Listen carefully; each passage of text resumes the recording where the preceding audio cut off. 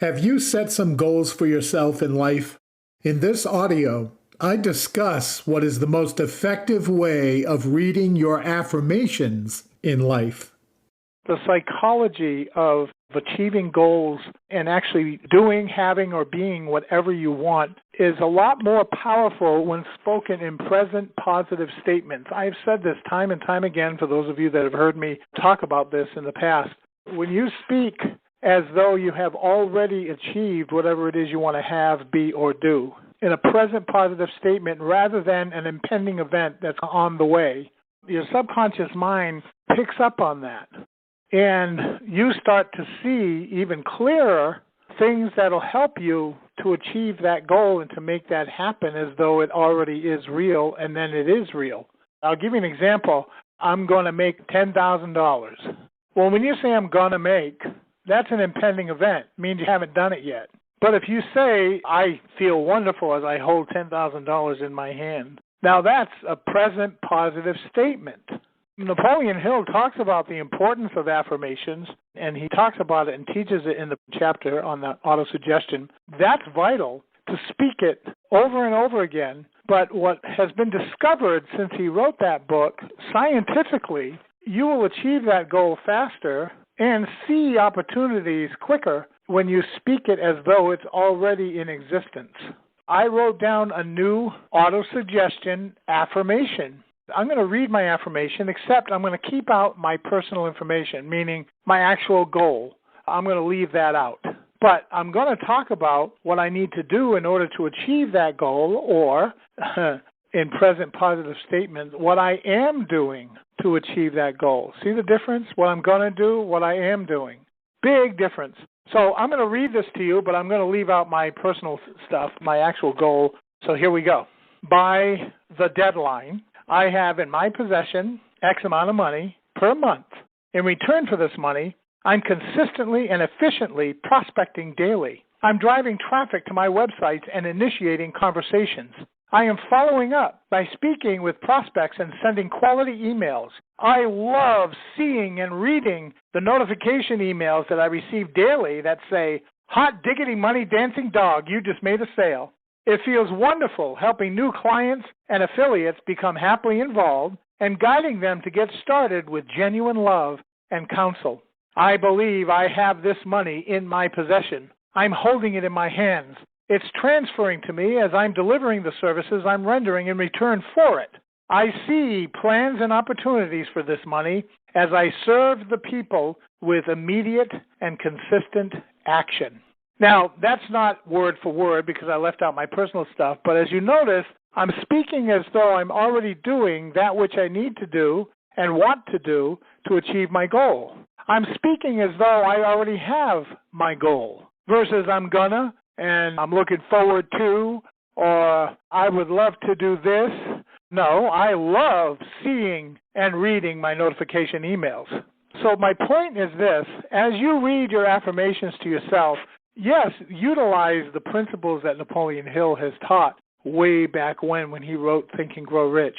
But formulate your words as though you already have, or you're already doing, or you're already being that which you want to achieve. What is the most effective way of reading your affirmations in life? Read it in present positive statements as though you have already achieved your goal. As though it's already been achieved. And how you feel as you've achieved it already. And I talked about that when I read my affirmation to you guys. So it's important not only to word your affirmation as though it already exists, but to include feelings and to include a present positive statement versus an impending event in the future. Because that's how goals will be achieved even that much faster. That's the only psychology. Now, Napoleon Hill talked about putting feelings and emotions in there. You know, he teaches us the 7 positive emotions and negative emotions. Use those in your statements as though you're already feeling it, not you're going to feel it. If anybody here still has not written down their goal affirmation, I really encourage you to do so because it'll change your life.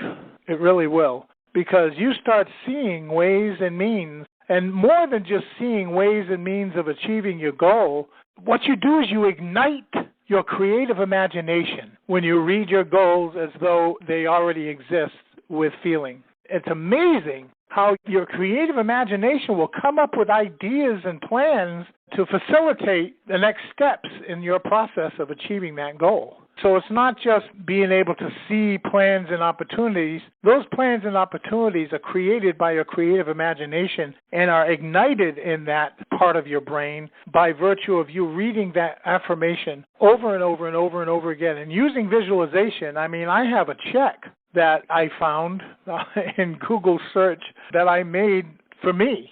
And I look at that every single day. I look at the amount that I want to earn every single day that I am already earning. It's just so powerful when you include all of the emotions and visualization and feelings and words combined as though it exists already. That kind of puts all the horses in place for your creative imagination to be primed up to see ways and means of achieving your goal. It took time for me to write that out. It took thought and careful analysis of what I want to achieve and how I wanted to achieve it and putting it in statements as though it's already what I'm doing. So is it worth that? Oh, yeah. It's more than worth that because once you have it down, and then what happens over time is you end up memorizing those words. And you end up, when you memorize them, now they're in your subconscious mind. But repeating them over and over and over again, I remember times in the past when I wrote down my affirmations, even before I understood the psychology of having it in present positive statements versus an impending event, that I would read it for about maybe 3 or 4 days, and then I would skip a day. Supposed to read it every morning, every night, every morning, every night, every morning, every night, every morning, every night, every morning, every night, every morning, every night. First thing in the morning, last thing before you go to bed. And you know what I did? I skipped. I skipped it. That's all right. I'll read it in the morning. No.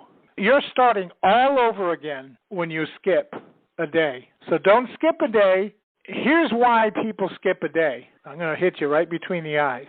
Because you don't really want or believe that you'll achieve it. Which is all the more reason why you want to read it every day. Because you're actually planting the seed of faith and igniting the strength of that desire by reading it every single day without skipping, without saying, I forgot. Well, okay, initially if you forget, that's because you're forming a new habit. And new habits require a conscious thought every single day. Don't say, I didn't read it. No, don't get down on yourself. Just read it again. Pick it up, read it again. I recorded it with a little bit of music in the background in addition to reading it. Because I want to have every piece of my mind and body and heart and soul deeply involved in that affirmation. And so do you. And we all have different ways of doing that. Mine is, not only read it, not only see it and feel it as though it already exists, but record it as well. And listen to my recording while I'm driving. When you set goals, what is the most effective way of reading your affirmations in life? It's your time. Go for it. With that said, I hope everybody today makes it a wonderful day. Bye, folks.